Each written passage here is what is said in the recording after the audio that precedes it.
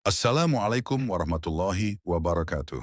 Selamat datang kembali di History Islam ID, tempat kita menyingkap sejarah Islam dengan cara berbeda, penuh makna, sinematik, dan tentu saja berdasarkan catatan sejarah yang sahih. Hari ini kita akan masuk ke dalam sebuah kisah besar, kisah yang membuat Eropa bergetar, Bizantium runtuh, dan istana-istana barat mendengar nama yang sama dengan rasa takut, Sulaiman Al-Qanuni, atau dalam lidah orang barat, Sulaiman the Magnificent. Namun di balik gelar agung itu, tersembunyi sebuah kisah lain, konspirasi istana yang berlumuran darah, cinta yang merobek kesetiaan, dan perang-perang abadi yang menjadikan kekuasaannya bukan sekadar tentang kejayaan, melainkan juga tentang harga yang harus dibayar. Bayangkan sebuah kekaisaran raksasa, dari tembok kota Wina di Eropa Tengah, melintasi lembah Balkan, menyapu Laut Tengah, hingga ke Mekah dan Madinah, seluruhnya berada dalam genggaman satu tangan. Kekuasaan sebesar ini membuat dunia menatap takjub, namun sekaligus mencurigai. Dan di balik wajah gagah seorang sultan, tersimpan pertanyaan yang hingga kini masih diperdebatkan sejarawan. Apakah kejayaan Sulaiman dibangun di atas pilar keadilan dan kekuatan hukum yang ia tegakkan, ataukah rapuh karena racun intrik di balik dinding-dinding Istana Topkapi? Bab 1. Gerbang Kejayaan and Misteri Istana. Sulaiman lahir pada tahun 1494 di kota Trabzon, wilayah penting di tepi Laut Hitam. Sejak kecil ia ditempa dalam suasana istana yang keras. Ayahnya, Sultan Selim Eprezo Yavuz, dikenal garang, tegas, bahkan tak segan menyingkirkan keluarga sendiri demi stabilitas kekuasaan. Dari ayahnya itulah Sulaiman belajar satu hal penting, bahwa seorang penguasa harus lebih ditakuti daripada dicintai. Namun yang menarik, pendidikan Sulaiman bukan hanya militer. Ia juga mempelajari hukum Islam, strategi diplomasi, hingga kesusastraan Persia dan Arab. Ia tumbuh bukan sekadar sebagai calon panglima, melainkan sebagai seorang pemikir. Bahkan, kelak ia sendiri menulis syair-syair yang masih bisa dibaca hingga sekarang. Tahun 1520 Masehi, ketika ayahnya wafat, Sulaiman naik tahta pada usia 26 tahun. Usia yang masih sangat muda untuk memegang kekuasaan sebesar Kesultanan Utsmani, yang kala itu sudah menjadi imperium paling kuat di dunia. Dunia Barat sama sekali belum mengenalnya. Raja-raja Eropa bahkan meremehkan, menganggapnya anak muda tak berpengalaman. Paus di Roma mengira masa emas Utsmani akan berakhir dengan naiknya sultan baru ini. Namun mereka semua salah besar, karena hanya dalam beberapa tahun pertama, nama Sulaiman akan menyalakan ketakutan di setiap ruang takhta Eropa. Sulaiman memulai masa pemerintahannya dengan langkah yang langsung mengguncang. Ia menaklukkan Belgrade pada 1521 Masehi, benteng kunci di Eropa Timur. Kota itu adalah gerbang menuju Hongaria, jantung benua Eropa. Penaklukan ini bukan hanya kemenangan militer, tapi juga sinyal. Sultan muda ini bukan sekadar pelanjut, melainkan peletak era baru kekuasaan Utsmani. Setahun kemudian, ia mengepung dan merebut Pulau Rhodes, markas Ksatria Hospitaller, sebuah ordo militer Kristen yang selama berabad-abad menjadi duri dalam daging umat Islam di Laut Tengah. Penaklukan ini menjadikan Laut Egea aman di bawah bendera bulan sabit.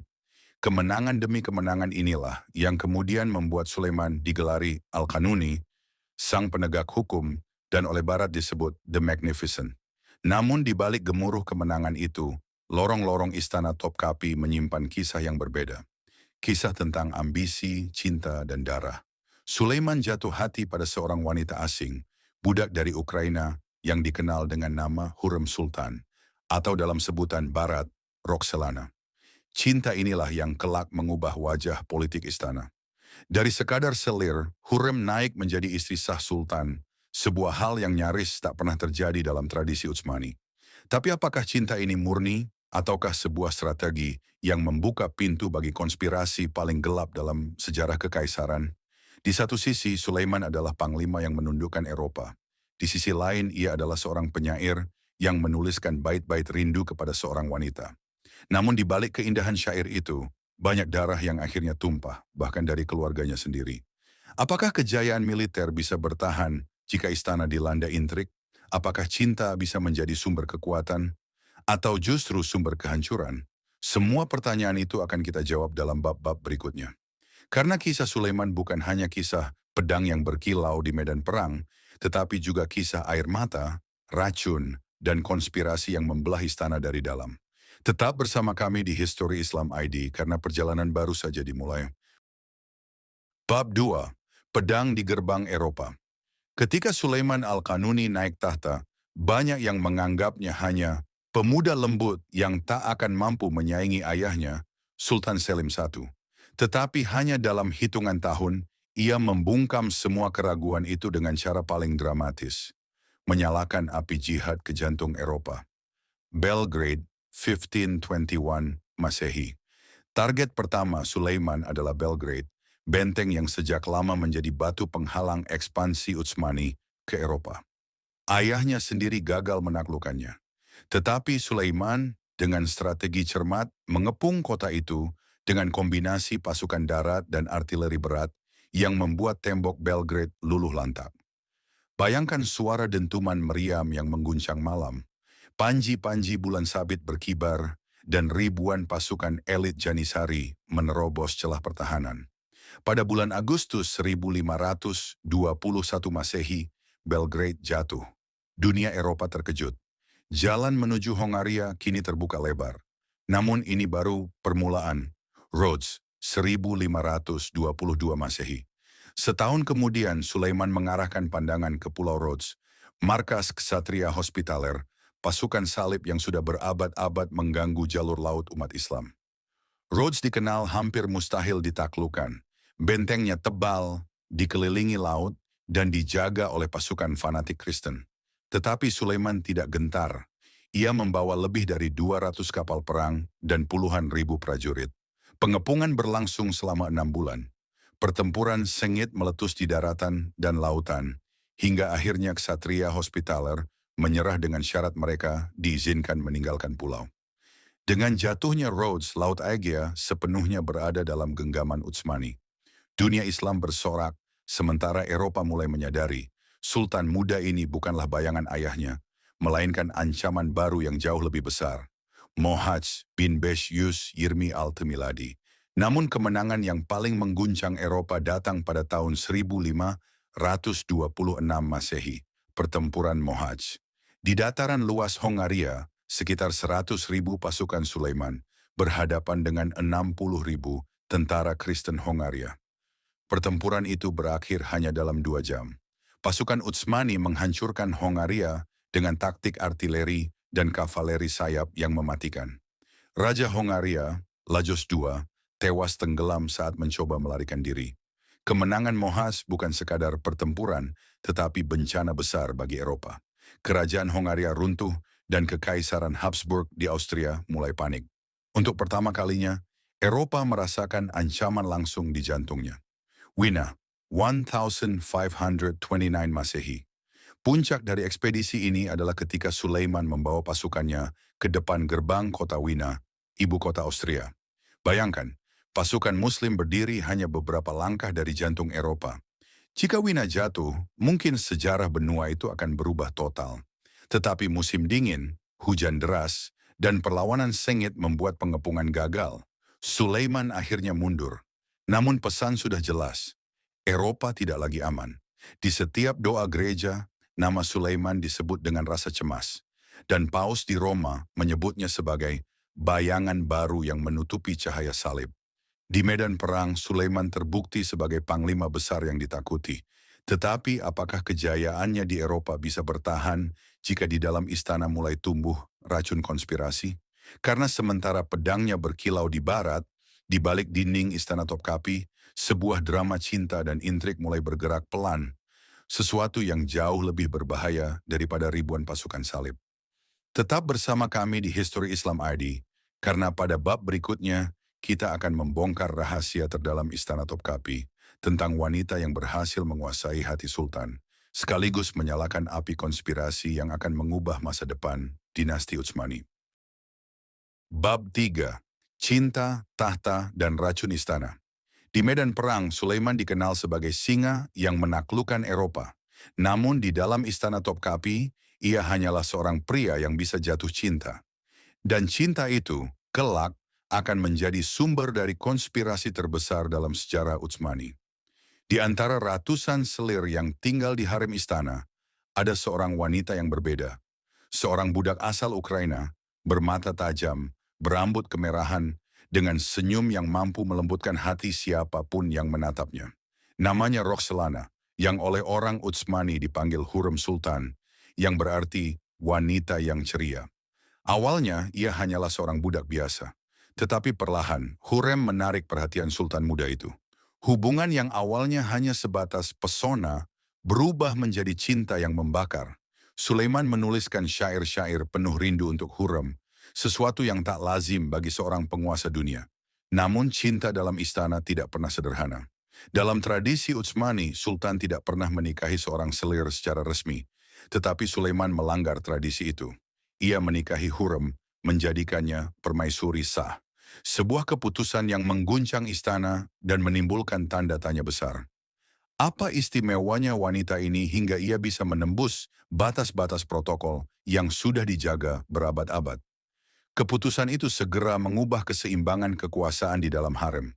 Hurrem kini bukan sekadar istri, tetapi juga penasihat yang suaranya didengar oleh sang sultan. Dari balik tirai sutra, Hurrem perlahan menanamkan pengaruhnya, bukan hanya kepada hati Sulaiman, tetapi juga pada politik kerajaan. Namun kehadiran Hurrem tidak disambut semua orang. Ada satu wanita yang paling terancam, Mahidevran Sultan, selir pertama yang sudah lebih dulu memberi Sulaiman seorang putra bernama Mustafa. Mustafa sebagai putra tertua, secara tradisi adalah calon penerus tahta. Mahidevran merasa posisinya terancam oleh pesona Hurrem. Persaingan pun berubah menjadi permusuhan terbuka. Intrik demi intrik mulai mewarnai harem dengan rumor, fitnah, hingga bentrokan fisik. Catatan sejarah menyebut Mahidevran bahkan pernah menyerang Hurrem secara langsung. Dari sinilah api konspirasi mulai menyala. Karena bukan hanya wanita yang bersaing, tetapi juga nasib para pangeran yang menjadi taruhan. Mustafa, putra Mahidevran, adalah sosok yang gagah berani, dicintai rakyat, dan disegani pasukan Janisari. Banyak yang melihatnya sebagai pewaris sah yang akan membawa kejayaan baru bagi Utsmani. Tetapi Hurrem tidak tinggal diam. Ia juga melahirkan beberapa putra bagi Sulaiman. Dan tentu saja, ia ingin salah satu dari mereka naik takhta. Maka dimulailah permainan berbahaya, fitnah, bisikan, dan politik tersembunyi yang menjadikan hubungan ayah dan anak perlahan renggang. Pertanyaannya, bagaimana mungkin seorang ayah yang begitu mencintai anak sulungnya tega mencurigai, bahkan membenci darah dagingnya sendiri? Jawabannya ada di balik tirai konspirasi istana. Harem di Topkapi bukan sekadar tempat para istri dan selir. Itu adalah arena politik tersembunyi. Setiap senyum bisa berarti ancaman.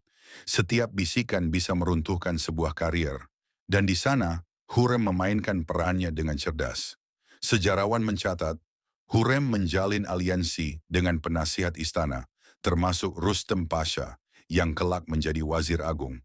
Perlahan, lingkaran kekuasaan Sulaiman dipenuhi orang-orang yang setia pada Hurrem. Dari luar, kerajaan Utsmani tampak kokoh dan menggetarkan dunia. Tetapi dari dalam, ia mulai retak. Retak karena cinta, karena ambisi, dan karena racun istana. Apakah ini yang disebut takdir besar? Bahwa seorang sultan yang menaklukkan Eropa ternyata ditaklukkan oleh seorang wanita di dalam istananya sendiri? Dan apakah benar pengaruh Hurremlah yang akhirnya menyeret Mustafa sang putra, mahkota harapan bangsa, ke dalam tragedi berdarah yang membuat sejarah meneteskan air mata? Bab 4. Darah Sang Putra Mahkota. Di balik kejayaan Utsmani terdapat luka terdalam yang tak pernah benar-benar sembuh.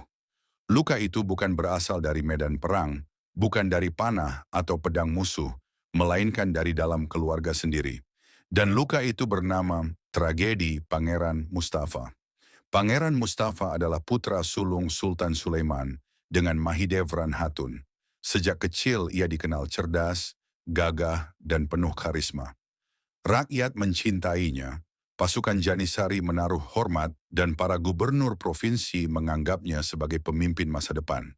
Bayangkan, seorang pangeran muda yang bukan hanya pewaris sah secara tradisi, tetapi juga dicintai seluruh lapisan kekuasaan. Bagi banyak orang, Mustafa adalah cahaya harapan Utsmani setelah Sulaiman. Tetapi justru karena itulah ia menjadi sasaran.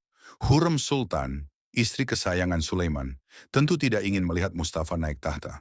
Jika itu terjadi, maka anak-anaknya akan tersisih, dan ia sendiri kehilangan pengaruh. Disinilah permainan politik semakin tajam. Hurrem bersama sekutunya, Rustem Pasha, yang kini menjabat wazir agung, menyusun strategi.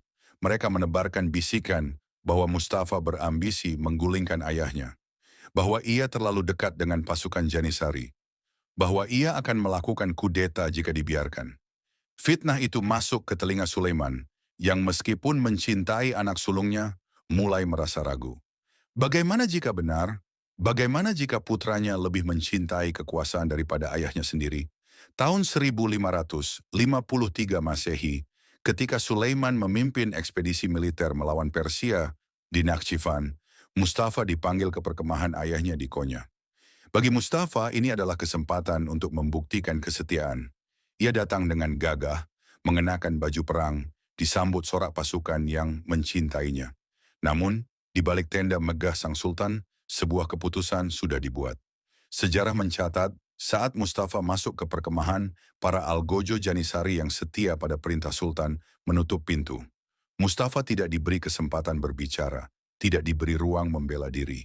Yang ada hanyalah jeratan tali sutra. Di dalam tenda, Pangeran Mustafa, putra mahkota, harapan bangsa, dicekik hingga tewas oleh para algojo. Catatan kronik Utsmani menggambarkan adegan memilukan itu. Sulaiman berada di ruangan terpisah, mendengarkan jeritan terakhir anaknya. Seorang ayah yang dulu menimang bayinya, kini memerintahkan kematiannya dengan tangannya sendiri. Pasukan yang setia pada Mustafa menangis. Beberapa perwira bahkan mencoba memberontak, tetapi segera dibungkam. Sementara itu, Hurrem dan Rustem Pasha dikabarkan tersenyum puas di balik layar, karena ancaman terbesar bagi anak-anak mereka telah sirna. Tragedi ini menyebar cepat. Rakyat Ottoman berduka. Banyak yang tidak bisa menerima bahwa Sultan Agung yang mereka cintai tega mengeksekusi putra terbaiknya. Pasukan Janisari murka meski tidak berani menentang perintah langsung sang sultan. Eropa pun menatap dengan heran. Bagaimana mungkin kekaisaran sebesar itu justru merobek dirinya dari dalam? Paus di Roma bahkan menyebut peristiwa ini sebagai hadiah dari langit bagi dunia Kristen. Sejarawan menggambarkan, setelah kematian Mustafa, Sulaiman tidak pernah lagi sama. Meskipun ia tetap berkuasa, menulis hukum, dan memimpin pasukan, hatinya seolah kosong. Ia kehilangan bukan hanya seorang anak, tetapi juga kepercayaan pada keluarga dan dirinya sendiri. Kematian Mustafa adalah titik balik. Dari sanalah banyak sejarawan menyebut awal kemerosotan dinasti Utsmani dimulai, karena sang putra terbaik yang seharusnya menjadi penerus telah dihabisi oleh konspirasi istana. Pertanyaannya, apakah tragedi Mustafa benar-benar murni karena pengkhianatan, atau hanya hasil manipulasi? Apakah Sulaiman menyesal di sisa hidupnya karena membunuh anak yang paling dicintai rakyat? Dan apakah semua ini merupakan kemenangan Hurrem Sultan? Atau justru awal dari karma yang kelak menghantam dirinya sendiri? Bab 5. Antara hukum dan konspirasi. Kematian Pangeran Mustafa bukanlah akhir dari drama istana. Justru dari situlah Hurrem Sultan dan Rustem Pasha semakin kuat. Sementara Sulaiman sendiri, di usia yang semakin tua, mencoba menenangkan luka batinnya dengan cara lain. Menorehkan hukum, undang-undang, dan warisan abadi yang kelak membuat namanya dikenang sebagai Al-Qanuni, sang penegak hukum. Setelah Mustafa tiada, posisi anak-anak Hurrem otomatis menguat. Pangeran Selim, Bayezid, dan Cihangir kini memiliki jalan terbuka menuju tahta. Hurrem yang sebelumnya hanya seorang selir telah berhasil menjadi wanita paling berpengaruh dalam sejarah Utsmani. Dari balik tirai sutra harem, ia menanamkan pengaruh ke seluruh lingkaran kekuasaan. Sekutunya yang paling setia adalah Rustem Pasha, wazir agung yang cerdas sekaligus licik. Ia bukan keturunan bangsawan, melainkan mantan budak yang naik melalui sistem devshirme. Dengan kecerdikan politiknya, Rustem memegang kendali atas urusan istana dan pemerintahan, sementara Sulaiman lebih sering sibuk dengan hukum dan kesenian. Banyak sejarawan menyebut, pada periode inilah pemerintahan Utsmani dijalankan bukan hanya oleh Sultan, tetapi oleh tiga orang, Sulaiman, Hurrem, dan Rustem. Namun roda kehidupan berputar. Pada tahun 1558 Masehi, Hurrem Sultan wafat. Bagi sebagian orang, itu adalah akhir dari konspirasi panjang yang telah mengorbankan Mustafa. Tetapi bagi Sulaiman, itu adalah kehilangan yang sangat mendalam.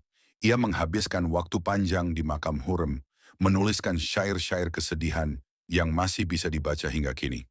Meski banyak yang menuduh Hurrem sebagai sumber tragedi, tak bisa dipungkiri ia meninggalkan jejak kuat dalam sejarah.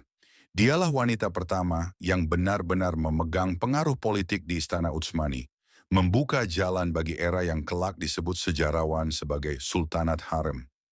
Di sisi lain, meski disibukkan oleh luka batin dan intrik istana, Sulaiman tetap menorehkan prestasi monumental dalam bidang hukum. Ia melakukan kodifikasi besar-besaran terhadap undang-undang sipil, kriminal, dan perpajakan. Sebelumnya hukum Utsmani bercampur antara syariat Islam, tradisi Turki-Mongol, dan kebijakan lokal. Sulaiman menyatukannya dalam sebuah sistem yang lebih jelas, tegas, dan konsisten. Karena itulah ia digelari Al-Qanuni, sang penegak hukum. Hukum yang ia tetapkan bukan hanya berlaku di Istanbul, tetapi juga di Balkan, Timur Tengah, hingga Afrika Utara. Dengan demikian, ia bukan hanya panglima yang menaklukkan wilayah, tetapi juga negarawan yang menata masyarakat. Namun inilah ironi besar dalam kisah Sulaiman. Di satu sisi, ia dikenang sebagai The Magnificent, seorang sultan yang membangun kejayaan militer, seni, dan hukum. Tetapi di sisi lain, ia adalah seorang ayah yang dihantui penyesalan, seorang suami yang terjerat cinta penuh intrik, dan seorang raja yang membiarkan konspirasi merobek keluarganya sendiri. Sejarah Utsmani di masa Sulaiman adalah campuran antara kemegahan dan tragedi, kejayaan dan pengkhianatan. Dan justru inilah yang membuat kisahnya begitu abadi. Namun perjalanan ini belum selesai. Karena setelah cinta dan konspirasi, setelah hukum dan perang, Sulaiman masih harus menghadapi bab terakhir dalam hidupnya. Kematian di medan perang, jauh dari istana, dengan luka batin yang tak pernah benar-benar sembuh. Apakah ia akan dikenang sebagai sultan besar yang sempurna atau sebagai manusia yang rapuh di balik gelar agungnya? Bab 6. Kematian Sang Agung. Setelah melewati cinta, konspirasi, intrik, dan luka keluarga, Sulaiman Al-Qanuni memasuki usia senja. Namun alih-alih beristirahat di istananya yang megah di Istanbul, ia masih memilih medan perang sebagai tempat terakhirnya. Inilah ciri khas seorang sultan yang sepanjang hidupnya tak pernah berhenti berjuang. Tahun 1566 Masehi, di usia lebih dari 70 tahun, Sulaiman memimpin ekspedisi besar ke Hungaria. Tujuannya adalah benteng Sigetvar, simbol perlawanan Kristen di Eropa Tengah. Banyak penasihatnya memohon agar ia beristirahat, karena tubuhnya semakin rapuh, sendi-sendinya lemah, dan matanya kabur. Namun Sulaiman menolak. Baginya seorang sultan sejati tidak mengenal kata pensiun. Ia ingin wafat bukan di tempat tidur istana, melainkan di medan jihad, di tengah pasukannya, di mana bendera bulan sabit berkibar tinggi. Perjalanan menuju Sigetvar begitu berat. Udara musim panas membuat napasnya sesak. Tubuh renta sang sultan harus dibawa dengan tandu, tetapi ia tetap tampil gagah di hadapan tentaranya. Sulaiman tahu ajalnya semakin dekat, tetapi ia tidak ingin pasukannya kehilangan semangat. Ia tetap memerintahkan perang, tetap menandatangani perintah, tetap berdoa agar ekspedisi ini menjadi kemenangan. Tanggal 6 September 1566 Masehi, Sulaiman Al-Qanuni menghembuskan napas terakhir di tenda perangnya. Ia wafat dalam diam, hanya ditemani beberapa pelayan dan dokter pribadi. Pasukannya tidak diberitahu, karena para komandan khawatir semangat perang akan runtuh. Tubuhnya disemayamkan secara rahasia, sementara pertempuran melawan benteng Sigetvar terus berlangsung. Ironisnya, Kemenangan baru diumumkan setelah sang sultan sudah tiada. Sulaiman meninggalkan warisan yang nyaris tak tertandingi dalam sejarah Islam dan dunia. Di bidang militer, ia memperluas wilayah Utsmani hingga 3 benua. Di bidang hukum, ia menjadi Al-Qanuni, penegak undang-undang yang terstruktur. Di bidang seni dan budaya, ia membangun masjid-masjid megah, istana dan pusat intelektual yang masih berdiri hingga hari ini.